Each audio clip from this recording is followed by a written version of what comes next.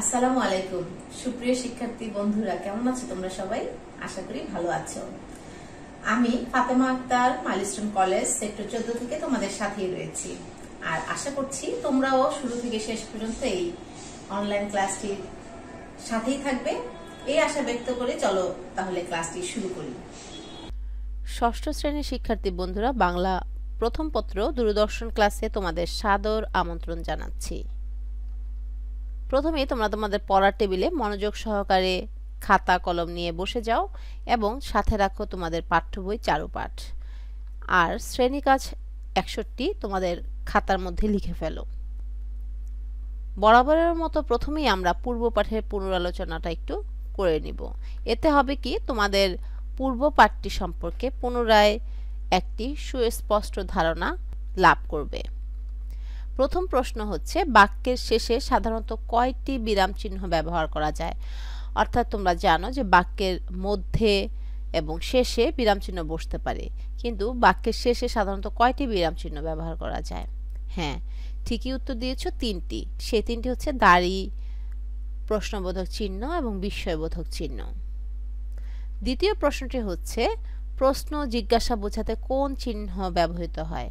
তুমি কাউকে কোনো প্রশ্ন করবে, সেক্ষেত্রে তুমি কোন চিহ্নটি বাক্যটির শেষে ব্যবহার করবে সে সম্পর্কে তোমাকে জিজ্ঞাসা করা হচ্ছে। হ্যাঁ, উত্তর সম্পূর্ণ সঠিক হয়েছে যে জিজ্ঞাসাবোধক চিহ্ন ব্যবহৃত হবে। তৃতীয় যে প্রশ্নটি রয়েছে তা হচ্ছে, কমা বাক্যের কোথায় বসে? হ্যাঁ, কমা হচ্ছে বাক্যের মাঝে বসে, কখনোই কমা বাক্যের শেষে বসতে দেখা যায় না। চতুর্থ প্রশ্নটি হচ্ছে, বক্তার প্রত্যক্ষ উক্তিকে কোন চিহ্নের অন্তর্ভুক্ত করা হয়? বক্তা যা বলবে তা যদি হুবহু আকারে প্রকাশ করা হয় তখন একটি চিহ্নর মাধ্যমে তা অন্তর্ভুক্ত করা হয়। সেই চিহ্নটি কি? হ্যাঁ, উত্তর সঠিক হয়েছে যে সেই চিহ্নটির নাম হচ্ছে উদ্ধরণ চিহ্ন। তোমাদের পূর্ব পাঠের যাচাইটা খুবই সুন্দর এবং চমৎকার হয়েছে। এভাবেই তোমরা পড়াশোনাটা মনোযোগ সহকারে এগিয়ে যাবে। আজকে যদি আমরা একটা গান শুনতে পারি তাহলে কেমন হয় বলো তো? হ্যাঁ, তোমরা তো সবাই খুবই খুশি হবে যে আজকে আমরা খুব সুন্দর একটি চমৎকার গান। চলো গানটি দেখি।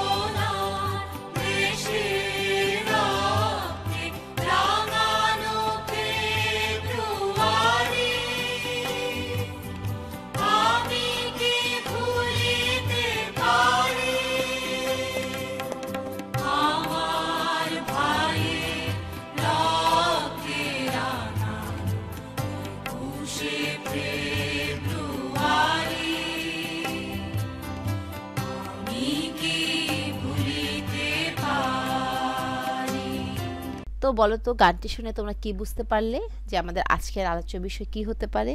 হ্যাঁ, তোমাদের উত্তর সঠিক হয়েছে। বুঝতেই পারছো আমাদের আজকের আলোচ্য বিষয় হচ্ছে অমর একুশে। চলো তাহলে কথা না বাড়িয়ে আমরা আজকে মূল আলোচনায় চলে যাই। অমর একুশে প্রবন্ধটি থেকে তোমরা যা যা আজকে এই ক্লাসটি দেখার পরে শিখতে ও লিখতে পারবে তা হচ্ছে লেখক পরিচিতি, তাছাড়াও তোমরা শব্দার্থগুলো শিখে লিখতে পারবে, সাথে মূল ভাব বলতে পারবে এবং গল্পটি খুব সুন্দরভাবে পাঠ করে বুঝতে পারবে। এবার আমরা প্রথমেই লেখক পরিচিতিটা জেনে নিই। সুন্দর এই প্রবন্ধটি যিনি লিখেছেন তার নাম হচ্ছেন রফিকুল ইসলাম। তোমরা যাকে ছবিতে দেখতে পাচ্ছ তিনি সেই লেখক যার নাম রফিকুল ইসলাম। তিনি 1 জানুয়ারি 1934 খ্রিস্টাব্দে জন্মগ্রহণ করেন। তার জন্মস্থান হলো কলাকান্দা মতলব চাঁদপুরে।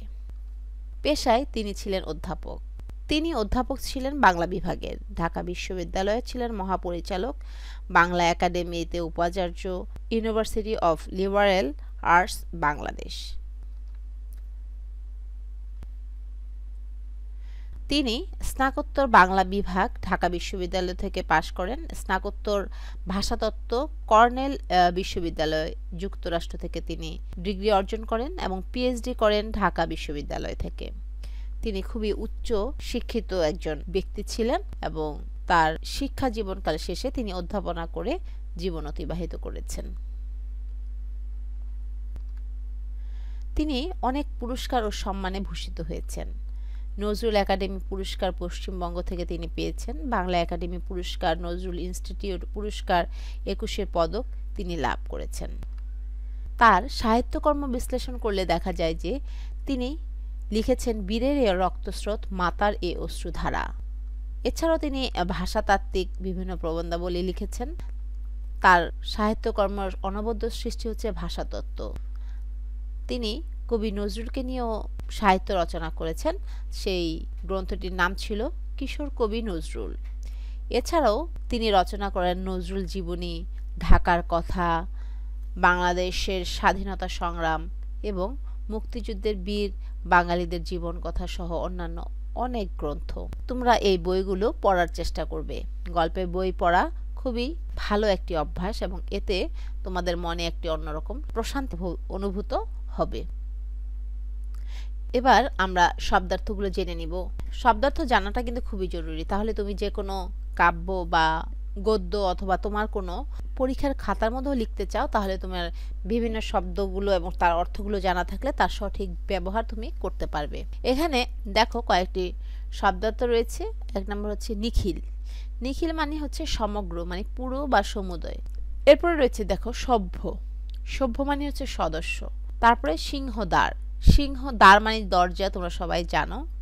তো সিংহদ্বার মানে হচ্ছে মূল দরজা বা প্রবেশ পথ। যে পথ দিয়ে প্রবেশ করা হয় সেই পথটিকে বলা হয় সিংহদ্বার। আগের দিনে রাজা বাদশাদের প্রাসাদের ঢোকার মূল দরজা ছিল, সেখানে সিংহ চিহ্নিত বিভিন্ন প্রতিকৃতি তৈরি থাকে, সেই থেকেই এসেছে আসলে সিংহদ্বার কথাটি। এরপর রয়েছে খণ্ডযুদ্ধ। খণ্ড মানে হচ্ছে ছোট ছোট, আর যুদ্ধ মানে তো তোমরা জানোই যুদ্ধ। তো খণ্ডযুদ্ধ মানে হচ্ছে ছোট ছোট সংঘর্ষ বা যুদ্ধ। এরপর রয়েছে দাবানল। দাবানল অর্থাৎ আগুনের প্রবাহ, ছড়িয়ে পড়া আগুন, মানে আগুনটা যদি চারিদিকে ছড়িয়ে যায় এবং তা যদি সবকিছু পুড়ে ছারখার করে দেওয়ার মতন অবস্থা হয় তখন সেক্ষেত্রে বলে দাবানল। এরপর রয়েছে অপরাহ্ন। অপরাহ্ন মানে দিনের শেষ ভাগ, মানে বিকেল। গুড ইভিনিং এর পরিবর্তে বাংলা যদি বলতে চাও তাহলে তুমি শুভ অপরাহ্ন বলতে পারো। তর্ক বাগিশ।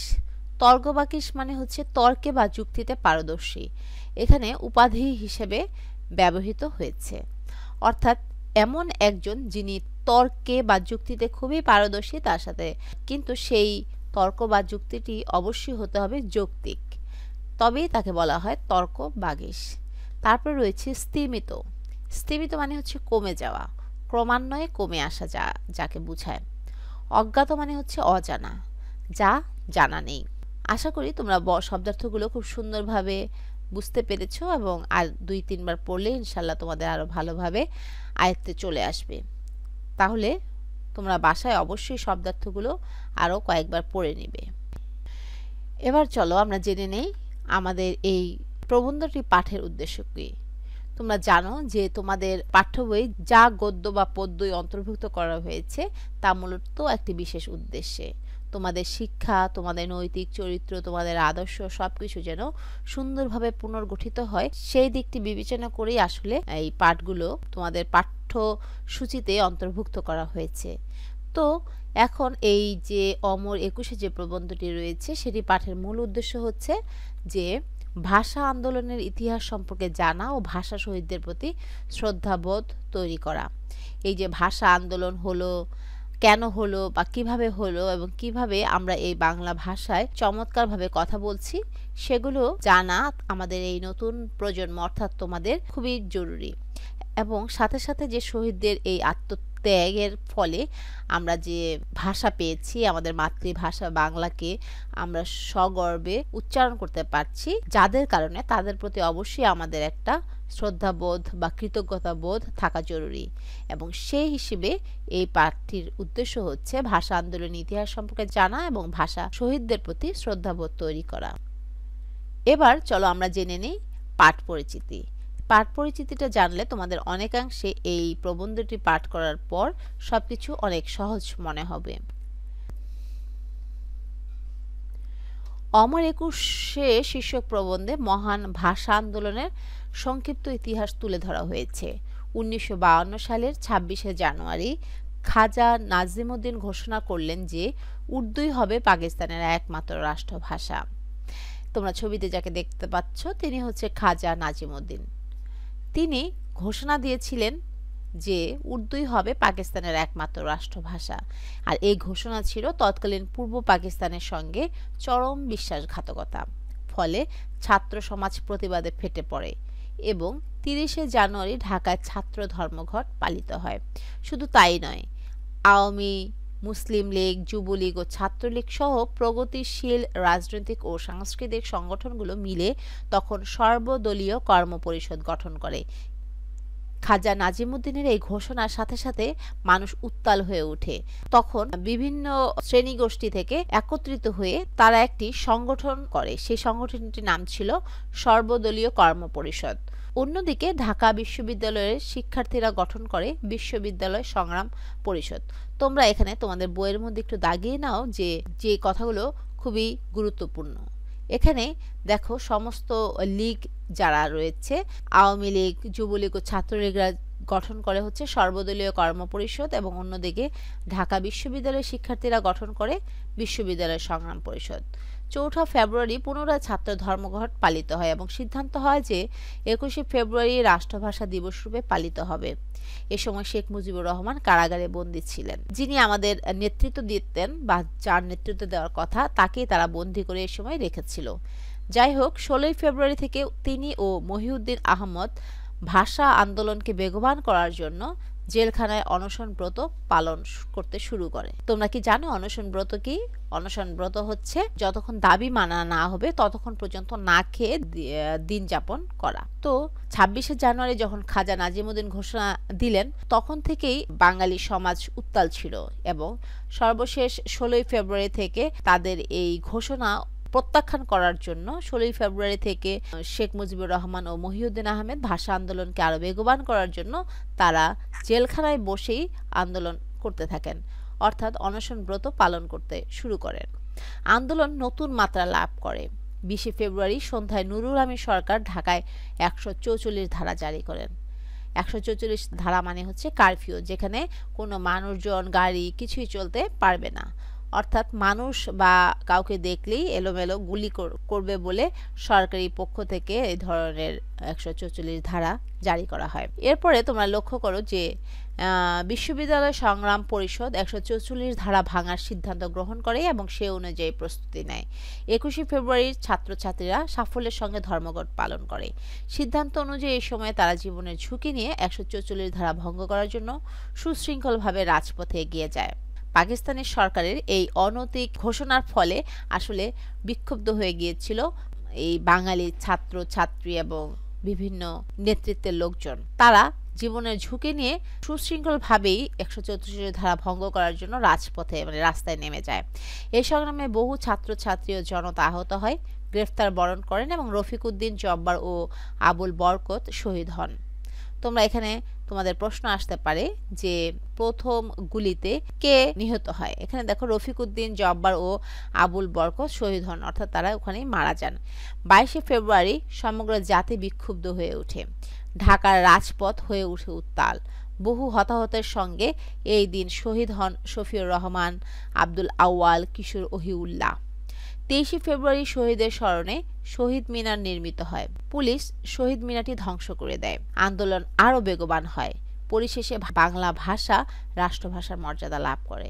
তোমরা লক্ষ্য করো যে এখানে কতটুকু আত্মত্যাগের পরে আমরা আসলে বাংলা ভাষা পেয়েছি। যাই হোক এবার আমরা চলো প্রবন্ধটি পাঠ, যে প্রবন্ধটি বাংলা ভাষা নিয়ে বা বাংলা ভাষার ইতিহাস নিয়ে সংক্ষিপ্ত আকারে রচিত হয়েছে। এই প্রবন্ধটি লিখেছেন রফিকুল ইসলাম। 1952 সালের 26শে জানুয়ারি খাজা নাজিমুদ্দিন ঢাকায় নিখিল পাকিস্তান মুসলিম লীগের অধিবেশনে সভাপতির ভাষণে যখন ঘোষণা করেন যে উর্দুই হবে পাকিস্তানের একমাত্র রাষ্ট্রভাষা, তখন ঢাকায় ছাত্র সমাজ প্রতিবাদে ফেটে পড়ে। শিক্ষার্থী বন্ধুরা, সে সময় কিন্তু সংখ্যা গরিষ্ঠ লোকজন, মানে বেশি সংখ্যক লোকজনই বাংলা ভাষায় কথা বলতো। তারপরেও তারা তাদের কুচক্রী মতলবকে প্রতিষ্ঠিত করার জন্য উর্দুকে একমাত্র রাষ্ট্রভাষা বলে ঘোষণা দেন। প্রতিবাদ স্বরূপ 30শে জানুয়ারি ঢাকায় ছাত্র ধর্মঘট পালিত হয় এবং সেদিনই বার লাইব্রেরিতে আতাউর রহমান খানের সভাপতিত্বে অনুষ্ঠিত সভায় আওয়ামী মুসলিম লীগ, যুবলীগ, ছাত্রলীগ, বিশ্ববিদ্যালয় সংগ্রাম পরিষদ, খেলাফতে রাব্বানি পার্টির প্রতিনিধিদের নিয়ে সর্বদলীয় কর্মপরিষদ গঠিত হয়। অর্থাৎ বিভিন্ন সংগঠনের লোকজন একত্রিত হয়ে এই সংগঠনটি তৈরি করে যেন তারা সকলের সিদ্ধান্তকে একত্রিত করে তারা আন্দোলনটিকে যেন সক্রিয় করতে পারে। কাজী গোলাম মাহবুব কর্মপরিষদের আহ্বায়ক নির্বাচিত হন। অন্যান্য সভ্যরা ছিলেন আবুল হাশিম, আতাউর রহমান খান, কামরুদ্দিন আহমদ, শামসুল হক, মোহাম্মদ তোয়াহা, অলি আহাদ, আব্দুল মতিন ও খালেক নেওয়াজ খান। শেখ মুজিবুর রহমান তখনও জেলে আটক। তিনি 1949 সালের মার্চ মাস থেকে একটানা বন্দী। 4 ফেব্রুয়ারি পুনরায় ছাত্র ধর্মঘট পালিত হয় এবং স্থির হয় যে 21শে ফেব্রুয়ারি রাষ্ট্রভাষা দিবস রূপে পালিত হবে। 16 ফেব্রুয়ারি পাকিস্তান অবজারভার পত্রিকা বন্ধ করে দেওয়া হয়। দেখো তোমরা যে 16 ফেব্রুয়ারি কিন্তু পাকিস্তান অবজারভার পত্রিকা এই জন্য বন্ধ করে দেওয়া হয় যেন দেশের কোনো খবর বিদেশি মহলে পৌঁছতে না পারে। এগুলো তাদের আসলে ষড়যন্ত্রের একটা অংশ ছিল। 16 ফেব্রুয়ারি থেকে জেলে শেখ মুজিবুর রহমান ও মহিউদ্দিন আহমেদ অনশন শুরু করেন। শেখ মুজিবুর রহমানকে ফরিদপুর জেলে স্থানান্তরিত করা হয়। তারপর 20 ফেব্রুয়ারি সন্ধ্যায় নুরুল আমিন সরকার ঢাকায় 144 ধারা জারি করে, কারণ দেখছে যে দেশের জনগণ উত্তাল হয়ে উঠেছে, তারা সংগ্রাম করতে পারে, এই চিন্তা ভাবনা থেকে তারা আগে থেকে 144 ধারা জারি করে যাতে রাজপথে কোনো মানুষ বা গাড়ি চলাফেরা করতে না পারে। আবুল হাশিমের সভাপতিত্বে সর্বদলীয় কর্মপরিষদ অলি আহাদের বিরোধিতা সত্ত্বেও পরের দিন 144 ধারা ভঙ্গ না করার সিদ্ধান্ত গ্রহণ করে, কিন্তু বিশ্ববিদ্যালয় সংগ্রাম পরিষদ পরের দিন 144 ধারা ভঙ্গ করে আন্দোলনকে প্রত্যক্ষ সংগ্রামে রূপান্তরিত করতে বদ্ধপরিকর ছিল। তারা কিন্তু জেনে বুঝছেই যে তাদের মাতৃভাষা বাংলা তাদের কাছে কতখানি প্রিয় যে তারা সেই 144 ধারা ভঙ্গ করেই এগিয়ে গিয়েছিল তাদের আন্দোলনকে বেগবান করার জন্য। এরা ছিল বিশ্ববিদ্যালয় সংগ্রাম পরিষদের ছাত্রছাত্রীবৃন্দ। সারা রাত্রি ধরে বিশ্ববিদ্যালয়ের বিভিন্ন ছাত্রাবাসে প্রস্তুতি চলে। পরের দিন 144 ধারা ভঙ্গ করার পক্ষে মনোবল গড়ে তোলা হয় আর সেই মতো বহু প্ল্যাকার্ড, ফেস্টুন তৈরি করা হয়। 21শে ফেব্রুয়ারি সকাল থেকে ঢাকা এবং অন্যান্য স্থানে সাফল্যের সঙ্গে ছাত্রছাত্রীরা ধর্মঘট পালন করে এবং সকাল 10টার পর গাজীউল হকের সভাপতিত্বে বিশ্ববিদ্যালয় আমতলায় এক বিরাট ছাত্রসভা অনুষ্ঠিত হয়। সবাই শামসুল হক কেন্দ্রীয় রাষ্ট্রভাষা কর্মপরিষদের সিদ্ধান্ত জানান, কিন্তু সংগ্রামী ছাত্রছাত্রীরা সেই সিদ্ধান্ত মেনে নিতে অস্বীকৃতি জানায়। আব্দুস সামাদের প্রস্তাব মতো ছাত্রছাত্রীরা 10 জনের অসংখ্য দলে বিভক্ত হয়ে শৃঙ্খলার সঙ্গে 144 ধারা ভঙ্গ করার সিদ্ধান্ত গ্রহণ করে। তারপর দলে দলে ছাত্রছাত্রী বিশ্ববিদ্যালয়ের সিংহদ্বার অতিক্রম করে এবং 144 ধারা ভঙ্গ করে গ্রেফতার বরণ করতে থাকে। এখানে কিন্তু আমাদের কিভাবে ছাত্রছাত্রীরা এগিয়ে গিয়েছিল এবং 144 ধারা কি করে ভঙ্গ করলো, কেন করলো, সেই সম্পর্কে রফিকুল ইসলাম বলছেন। কিন্তু পুলিশ হঠাৎ কলা ভবন প্রাঙ্গণে প্রবেশ করে এবং বেপরোয়া কাঁদানে গ্যাস প্রয়োগ ও লাঠিচার্জ করতে শুরু করে, ফলে বহু ছাত্রছাত্রী আহত হয়। পরিস্থিতি উত্তেজনাপূর্ণ হয়ে ওঠে এবং ছাত্রছাত্রী ও পুলিশের মধ্যে খণ্ডযুদ্ধ শুরু হয়ে যায়। বিশ্ববিদ্যালয়, কলা ভবন, খেলার মাঠ, মেডিকেল কলেজ, ইঞ্জিনিয়ারিং কলেজ, পরিষদ ভবন, জগন্নাথ হল মানে মিলনায়তন এলাকায় সমস্ত দুপুর ও অপরাহ্ন জুড়ে শিক্ষার্থী জনতা বনাম পুলিশের মধ্যে খণ্ডযুদ্ধ চলতে থাকে। অর্থাৎ এখানে কিন্তু দেখো একটা লড়াই চলছে, পুলিশের হাতে বন্দুক যুদ্ধ, কিন্তু আমাদের ছাত্রছাত্রীদের হাতে কিছু কিন্তু তা ছিল না। তারা তাদের মতো করেই আন্দোলন করতে থাকে যে না, আমরা মাতৃভাষা বাংলাকেই চাই, রাষ্ট্রভাষা বাংলা হবে। তারপর দেখো বহু ছাত্রছাত্রী ও জনতা আহত হয়। ওদিকে ৩টার সময় পরিষদের অধিবেশন শুরু হবার কথা। ছাত্রছাত্রীরা পুলিশি জুলুমের প্রতিবাদ জানাবার জন্য শান্তিপূর্ণভাবে পরিষদ ভবনের দিকে যাবার চেষ্টা করে। পুলিশ কোনো রূপ সতর্ক করে না দিয়ে হঠাৎ মেডিকেল কলেজ হোস্টেলের সামনে কয়েক দফা গুলি চালনা করে। প্রথম দফাগুলিতে রফিক উদ্দিন ও জব্বার এবং দ্বিতীয় দফাগুলিতে ঢাকা বিশ্ববিদ্যালয়ের ছাত্র আবুল বরকত শহীদ হন। ভাইয়ের বুকের তাজা রক্তে যেন রাজপথ রঞ্জিত হয়ে ওঠে। এই বর্বর হত্যাকাণ্ডের খবর দাবানলের মতো শহরময় ছড়িয়ে পড়লে ঢাকা শহর বিক্ষোভে ফেটে পড়ে। 22 ফেব্রুয়ারি সকালে বিশ্ববিদ্যালয় এলাকা এবং সর্বত্র কালো পতাকা উত্তোলন করা হয়। তারপর মেডিকেল কলেজ হোস্টেল প্রাঙ্গণে হাজার হাজার ছাত্র জনতা এক গায়েবী জানাজায় সামিল হন। জানাজা শেষে এক বিরাট শোক শোভাযাত্রা বের হয়। এত বড় শোভাযাত্রা ঢাকার তখন পর্যন্ত আর কোনো দিন হয়নি।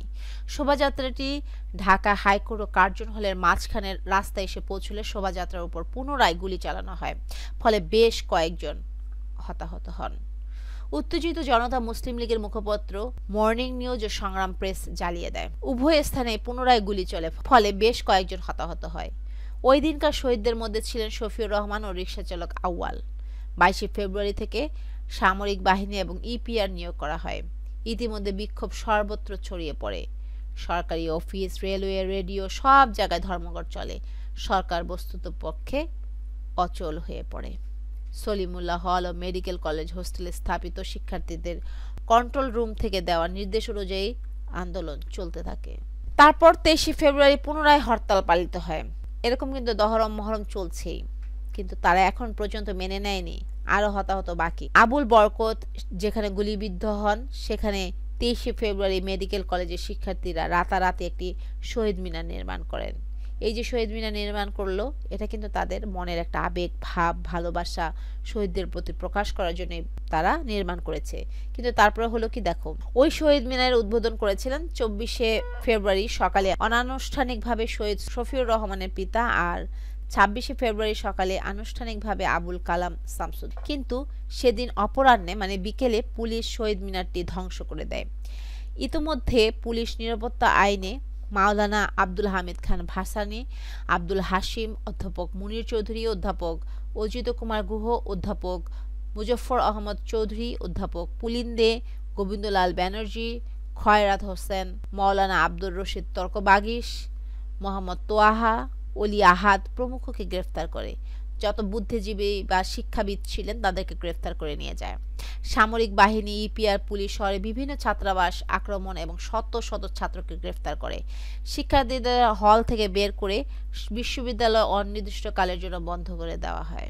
চলতে থাকে ত্রাসের রাজত্ব। অনেক দহরম মহরম এবং অনেক রক্ত ক্ষয়ের পরে আসলে আমরা এই বাংলা ভাষা পেয়েছি। নুরুল আমিন সরকার ভাষা আন্দোলনকারীদের ভারতের চর, হিন্দু, কমিউনিস্ট ইত্যাদি আখ্যা দিয়ে পূর্ব বাংলায় দমন নীতির স্টিম রোলার চালাতে থাকে। যারা আর কি ভাষা আন্দোলনে জড়িত হয়েছেন বা যারা ভাষা আন্দোলন করছিলেন তাদেরকে বলে ভারতের চর, মানে ভারতের গোয়েন্দা। হিন্দু কমিউনিস্ট মানে তারা হিন্দু, আসলে এখানে ধর্মকে তারা টেনে নিয়ে এসেছিল, যে যারা নন মুসলিম তাদের উপরে অনেক ধরনের অত্যাচার তারা চালানোর চেষ্টা করেছিল, তাদেরকে দমিয়ে রাখার জন্য তাদের আসলে এগুলো কুচক্রী একটি মনোভাব ছিল। নুরুল আমিন সরকার নারায়ণগঞ্জে একজন পুলিশকে হত্যা ও একজন আনসারকে আহত করিয়ে ভাষা আন্দোলনকারীদের উপর দোষ চাপাতে চায়, কিন্তু আন্দোলন স্থিমিত হয় না। তারা নিজেরাই একজন পুলিশকে হত্যা করে এখন এবং একটা আনসারকে এবং একজন সামরিক বাহিনীকে হত্যা করে তারা এই ভাষা আন্দোলনকারী যে দামাল ছেলেরা ছিল তাদের উপরে দোষ চাপাতে চেয়েছিল, কিন্তু তাতেও আন্দোলন থেমে যায়নি। 52 সালের 21 ফেব্রুয়ারি ভাষা শহীদ রফিক উদ্দিন আহমদ, আবুল বরকত, আব্দুল জব্বার, আব্দুল সালাম আর 22 ফেব্রুয়ারি ভাষা শহীদ শফিউর রহমান, আব্দুল আউয়াল, কিশোর ওহিউল্লাহ এবং আর একজন অজ্ঞাত পরিচয় বালক শহীদ হন। ভাষা শহীদ রফিক, শফিক, জব্বার সহ নাম না জানা যেসব ভাইয়েরা শহীদ হয়েছেন, রাজপথ করেছেন রক্তাক্ত, তাদের প্রতি গভীর শ্রদ্ধা ও ভালোবাসা। তাদের দেয়া আবেগ, অনুভূতি ও ভালোবাসার বহিঃপ্রকাশ হিসাবে আজ তোমাদের শোনাবো একটি কবিতা। কবিতার নাম হচ্ছে মাগো ওরা বলে।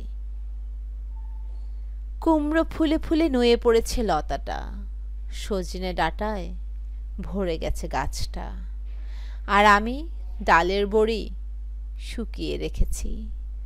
খোকা তুই কবে আসবি, কবে ছুটি? চিঠিটা তার পকেটে ছিল, ছেঁড়া আর রক্তে ভেজা। মাগো ওরা বলে সবার কথা কেড়ে নেবে, তোমার কোলে শুয়ে গল্প শুনতে দেবে না। বলো মা, তাই কি হয়? তাই তো আমার দেরি হচ্ছে, তোমার জন্য কথার ঝুড়ি নিয়ে তবেই না বাড়ি ফিরব। লক্ষ্মী মা, রাগ করো না, মাত্র তো আর কটা দিন। পাগল ছেলে, মা পড়ে আর হাসে, তোর ওপর রাগ করতে পারি? এবার পাঠ যাচাই পালা। বরাবরের মতো এবারও আমরা কয়েকটি প্রশ্নের মাধ্যমে তোমাদের পাঠটি যাচাই করে নেব যে আজকের এই ক্লাসটি তোমরা কতখানি মনোযোগ সহকারে করলে, কার প্রশ্নের উত্তর কতটুকু সঠিক হচ্ছে এবং কতটুকু ভুল হচ্ছে সেটাই এখন নির্ণয়ের পালা। চলো তাহলে শুরু করি। প্রথমে যে প্রশ্নটি রয়েছে, প্রথম শহীদ মিনারটি কোথায় নির্মিত হয়? হ্যাঁ, মেডিকেল কলেজ হোস্টেলের সামনে প্রথম শহীদ মিনারটি নির্মিত হয়। দ্বিতীয় যে প্রশ্নটি হচ্ছে তা হচ্ছে কত তারিখে ১৪৪ ধারা জারি হয়? খুবই চমৎকার উত্তর দিয়েছ, ২০ ফেব্রুয়ারি ১৪৪ ধারা জারি হয়। ২১ ফেব্রুয়ারি প্রথম দফা গুলিতে কে শহীদ হন? তৃতীয় যে প্রশ্নটি রয়েছে তা হচ্ছে ২১ ফেব্রুয়ারি প্রথম দফা গুলিতে কে শহীদ হন? হ্যাঁ, উত্তর সম্পূর্ণ সঠিক হয়েছে যে রফিক উদ্দিন ২১ ফেব্রুয়ারি প্রথম দফা গুলিতে শহীদ হন। চতুর্থ প্রশ্নটি হচ্ছে ঢাকা শহর বিক্ষোভে ফেটে পড়ে কেন? বর্বর হত্যাকাণ্ডের কারণে আসলে ঢাকা শহর তখন বিক্ষোভে ফেটে পড়েছিল। পঞ্চম যে প্রশ্নটি রয়েছে তা হচ্ছে মর্নিং নিউজ ও সংগ্রাম প্রেস ছিল কি? সেটি ছিল মুসলিম লীগের মুখপত্র। তোমরা সকলে খুবই মনোযোগ সহকারে ক্লাসটি উপভোগ করেছো বিধায় তোমাদেরকে অসংখ্য ধন্যবাদ। এবার বাড়ির কাজ। হ্যাঁ, তোমাদের বাড়ির কাজ তেমন কিছু নয়, এবার বাড়ির কাজগুলো শুধু এই শ্রেণীর কাজের পড়াগুলোই শিখবে। আশা করি তোমরা ক্লাসটি খুবই মনোযোগ সহকারে দেখেছো এবং উপভোগ করেছো। ভালো থাকবে, সুস্থ থাকবে। আল্লাহ হাফেজ।